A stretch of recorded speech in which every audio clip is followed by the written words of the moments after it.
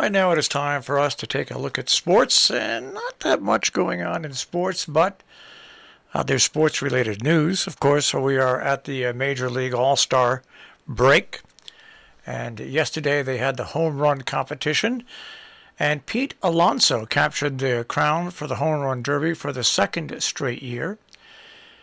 He beat Trey Mancini 23 home runs to 22.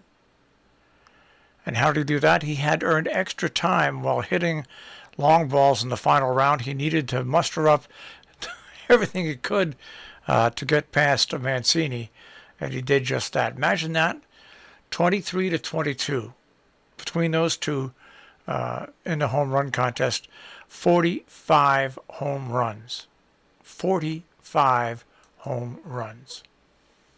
Unbelievable. The problem with home run hitting contests is they go on so long when things like that happen. They go on so long they get a little boring.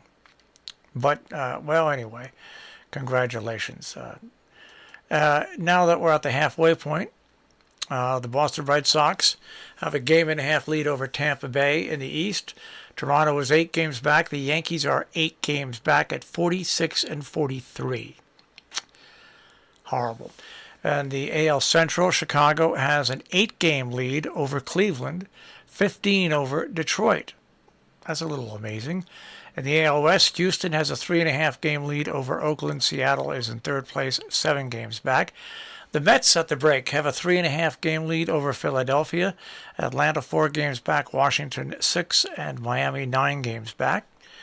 In the Central Division, Milwaukee has a 4-game lead over Cincinnati and an 8-game lead over the Cubs. And the National League West, San Francisco has a 2-game lead over the Dodgers and a 6-game lead over San Diego. So that is a look at the standings. Pretty horrible, huh? Yeah.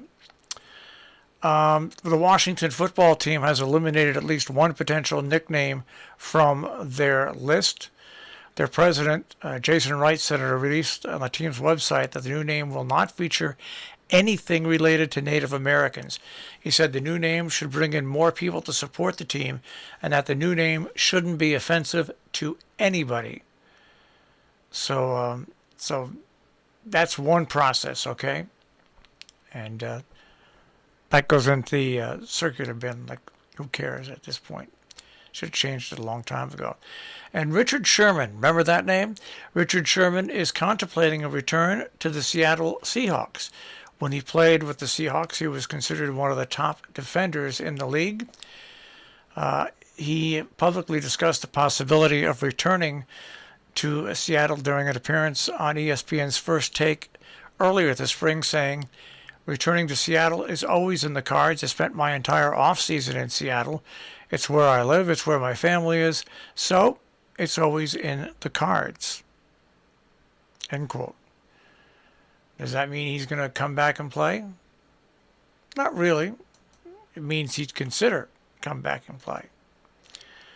All right, with that check, that's it for sports. Not much else to talk about. Of course, we'll have sports again tomorrow morning.